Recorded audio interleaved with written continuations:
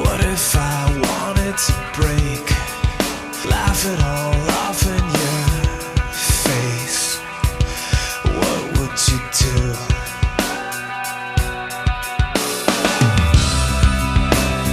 What if I fell to the floor? So you freaked everybody out like a month or so ago by basically saying that 30 Seconds to Mars... That 30 Seconds to Mars is bigger than Jesus. 30 Seconds to Mars is bigger than Jesus.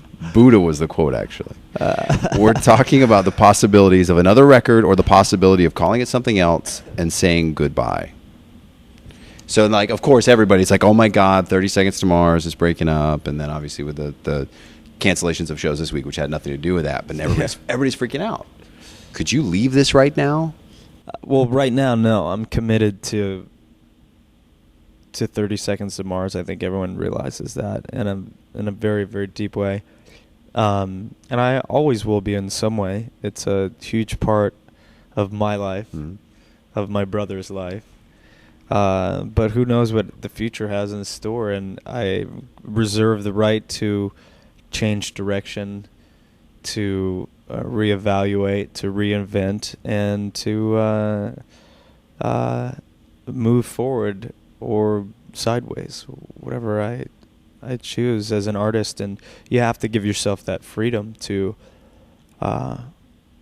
create. And the industry will know this, and I'll let everybody know it now. You have the reputation and perception of literally being the hardest working band in show business. It's said a lot, but you really do, because you come in and you do interviews and you work with radio stations and you work with press and you work with everybody and you just keep going and going and going and going. Thanks, at what man. point do you go, all right, I need about a month to go to Tahiti and just chill? When you've got tonsillitis, streptococcus, mononucleosis, and pneumonia all at the same time, maybe you need to chill out. I don't know. So when you do go away, Yeah. where do you go? How do you get away from this madness? Like when you just need to be alone, when you just need to be, or, is it I just go home and do dishes? I went to Nicaragua. Is this like a recent endeavor? Yeah, I went to Nicaragua for a short spell for a few days over Christmas break. Oh, that's cool. I'm going to switch gears a little bit. CNN.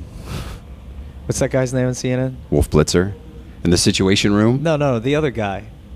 The young guy. Anderson Cooper. Anderson Cooper. CNN. We're keeping him honest. That's the guy, right? That guy. Yeah, I like that guy. He's a good guy. Hey, man, let's talk about the environment. It's kind of becoming this sexy charity with everything Al Gore is doing. I want to go through a couple of things that you've done in your past, dating back almost 10 years for the environment. The first one, you did this segment for National Geographic about Alaskan bush pilots. Tell me about that. Yeah, that was really cool. It was actually a show that was about saving the wetlands. Mm-hmm. That's what the program was. It was a documentary about the wetlands in Alaska, and we went on some adventures, but that was really just to illuminate some of the dangers and some of the tragedies that are going on around because of all the damage to the wetlands. Important part of our that's happening in Florida as well. Yeah, that's huge. Yeah, it's huge everyone thing built houses and communities and wetlands, and it's part of the reason so many people are having horrendous problems with that, being displaced and their homes being flooded all the time.